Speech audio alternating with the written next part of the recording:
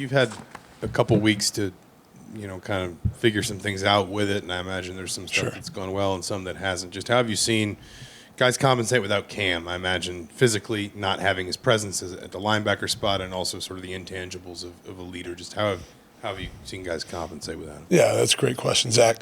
Cam is just phenomenal.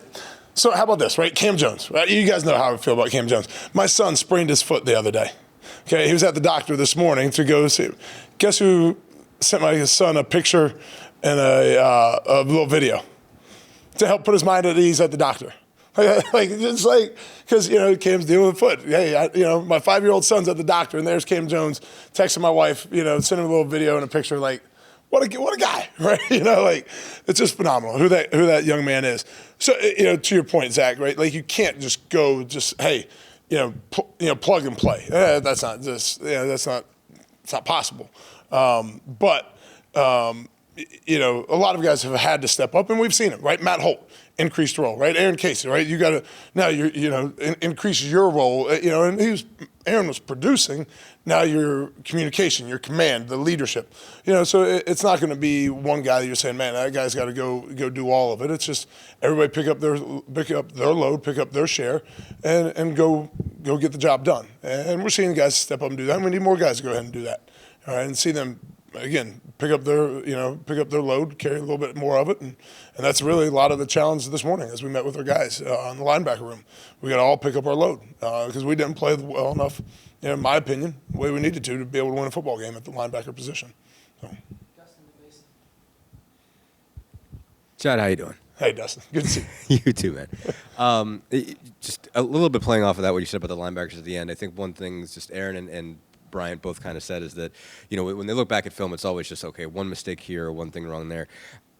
I guess, are you seeing an uncommon amount of it, or is it just a case of there's 11 on 11, there's always going to be moving parts? Yeah, correct. Right. They've got these whiteboards, they've got video projectors, they've got game planning. They pay those guys money to go put together plans and do something different and unique, and sometimes that is the case. And shoot, like the quarterback Talia, like he's a really good player.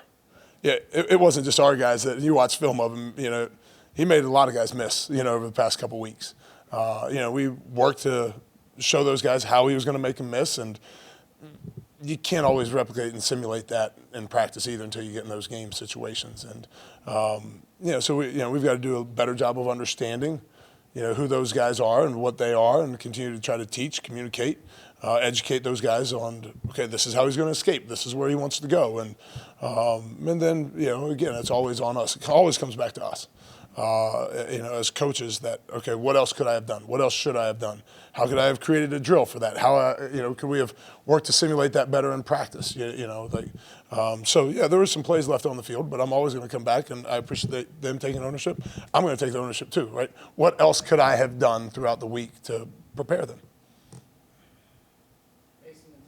Kind of sticking on that theme, but more so with the defensive backs, it seems like the last couple of weeks, the wide receivers that you guys have been facing have had an easier time than in years past of kind of getting open and just being able to make an impact. What necessarily are you seeing going wrong with that position group that's allowing these receivers to get so open? Sure. Yeah, first thing is communication. We've got to make sure all 11 guys are always playing on the same page, whether it's how we're playing combination routes, how we're playing formational things, right? Communication. Right, and then it goes into execution. Execution is execution of the assignments, execution of the communication, how we play in this particular alignment, and then it's the execution of fundamentals and technique. So we got to keep working on really all three of those areas, right? Communication, and then the execution again of assignment, execution of fundamentals. So that's what we're going to keep challenging these guys on. We got to continue to step up, grow up, and go do what we know what we're capable of doing. There's guys back there with experience and know what they're doing. Watch the picture, this morning of as we met. I mean, literally standing right there, and one particular doesn't matter, right? His technique on a man-to-man assignment. One time he does it, right? Next time he doesn't. So it's the consistency that when you did it, right? Boom, play done, route over, eliminated. You didn't do it, catch. So. It's there. The kids know it. They see it. We got to continue to, again, reinforce it. It's on us, always on us as coaches, right, to get them to consistently do that and execute it. Coach Chris Keys played the last 2 weeks with Jalen out. Sure. I guess, how would you just describe him? What have you kind of seen from him? I guess going back to the time when you first met him. Yeah, continue. He is. Chris is one of those young men that has continued to grow up and mature. He's still a young player. Pointed out some of this morning that okay, here's how you can grow. Here's how you can develop. Next step in your game, right? What you can anticipate pre-snap. How is this going to motion? If this motions, what's that communication turn into?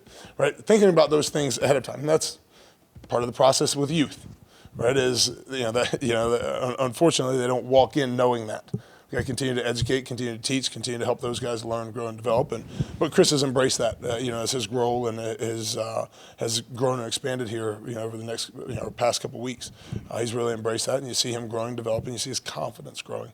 Right, shocking. Your confidence grows, you play a little bit better. And we still got, again, all these guys, small things, fundamental things that, when we do it right, we're really good. When we're not doing it right, we're not as good. So we got to keep challenging with the consistency. When you see it, right, we got to praise it. When you don't see it, we got to correct it. And that's what we're working to do. Hey, Coach. Obviously, Rutgers made a change to OC. They didn't play this week. Midstream, you can't overhaul what you're doing, but I'm sure there's going to be some differences. Is this kind of almost like a first game where it's a new staff and you're not sure what they're going to do? And I guess kind of how do you attack the preparation when you're a little bit unknown with, a new play caller? Yeah, great question. When you think about it, you're right. They're mid-season. They're not sitting here, all spring, all preseason camp. Like, is it going to be a wholesale change? You don't anticipate that. But you also know there's going to be adjustments. There's going to be tweaks. They're going to evaluate personnel. But they would do it anyway on a bye week. All right, let's go look at our tips and tendencies. Right, how are people breaking us down? How are they seeing us? And right, what do we need to adjust to make sure we're not doing the same things over and over and putting ourselves in a bad spot by, those habits and tendencies. So, yeah, you're expecting that a little bit off the bye week anyways. And we got some other things we're looking back at and saying, okay, who are they? What are they? What have they done well up to this point in the season? And what are they going to really work to emphasize? And so, yeah, there's going to be some adjustments. And the biggest thing for us, this is every week, right? We got to control us. Right, go back, control our fundamentals, go control our execution, go control our execution of whether it's assignments or execution of fundamentals. And so that'll be still a big point of emphasis for this week is let's make sure we're getting better at things we need to get better at. Then sure, you place it into game plan, certain calls, right, whatever you think that you're anticipating from them. But still focus this week needs to be us and getting ready to be our best. I guess Coach Allen said that he doesn't really know who to expect at quarterback for Rutgers. I guess how does that change the way that you prepare for that team? Just knowing that it could be one of three guys. Yeah, sure. You wish it made it a little easier. It certainly doesn't make it easier. Again, you've got to go back, look historically, what have they done throughout the season, have a plan in place. You can't practice everything, but we can have a plan. Right, there's certain things you can ask our guys to do, but we can sit here and look at what are our contingencies that we need to have, and we know our system. We know what we like against certain things that you're seeing. We know, and again, historically for us, what have our guys executed well? What have they done well? What do they have a comfort level and base with that you say, okay, if we need to go do this on either limited or no practice, what can they go out and feel comfortable with. So we will have our own contingencies also. Again, can you practice everything against all the quarterbacks they've done? And you can't practice it all. We'll work to have a base of knowledge of all as much as we can, and then make sure that our guys, again, can go execute the fundamentals, details of their jobs, the best of their abilities. Yeah. Kind of following up from that and maybe more, I guess, philosophical, but like, how and where do you build in, I guess, triggers in a game plan, especially in a situation like this where there are a lot of unknowns because of Rutgers' situation, to sort of say, we're going to prepare for, 2, 3, 4 different things, and basically this is the trigger we're looking for to say, in game, we're going to do this because we saw that. Yeah, I really believe it goes back to the individual assignments and techniques of the jobs, okay? If I'm a defensive end and my tackle does this, I do that. If my tackle does that, then I do this. Right? If I get this adjustment, this formation on the back end, we know this is our check.